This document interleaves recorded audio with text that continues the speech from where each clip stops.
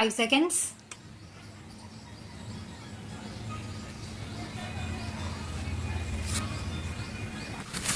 Mr. Vice Chairman, sir, I am happy that this discussion is taking place on the question of the problem of arrears, because there is no doubt that if this is the most serious problem that the entire system of administration of justice facing today, then it is the problem of arrears.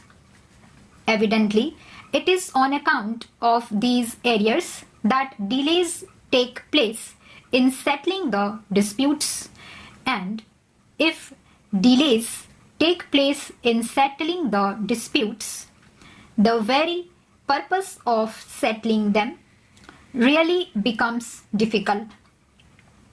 If a person has a legal problem and somebody is contravening his legal right, unless he can have the redress within a reasonable time, hardly any purpose would be served by providing a procedure for redressal of grievances.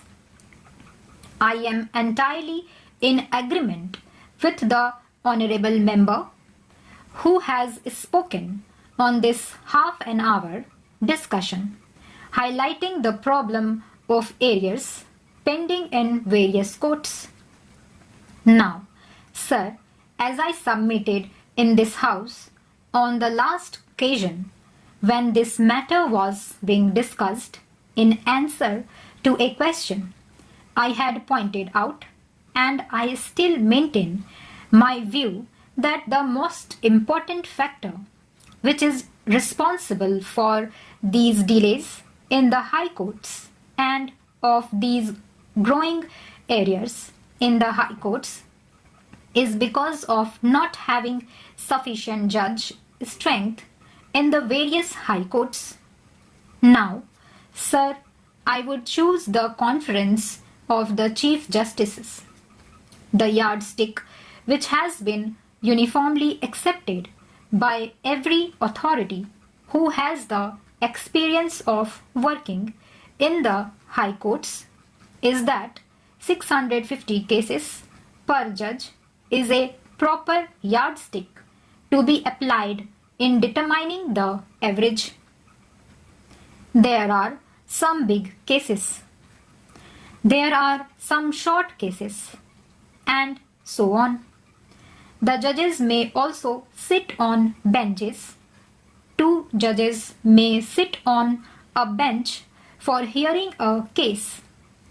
But the overall calculation is that the total number of cases that are decided by a high court judge in 1 year results is an average of 650 cases per judge per year, are considered as proper and reasonable rate of disposal and of working. Every year we know how many cases are being instituted. Of course, there are various factors responsible for the increase in the number of cases I had listed on the last occasion, by which the existing rights and liabilities of the people are being altered, and so on. Now, I find that other honorable members who do not happen to be lawyers keep on advancing such attractive arguments that we get charmed and we keep on listening. And particularly when those honorable members happen to be lady members and they make such beautiful speeches, then the house goes on, and half an hour discussion may become half a month discussion.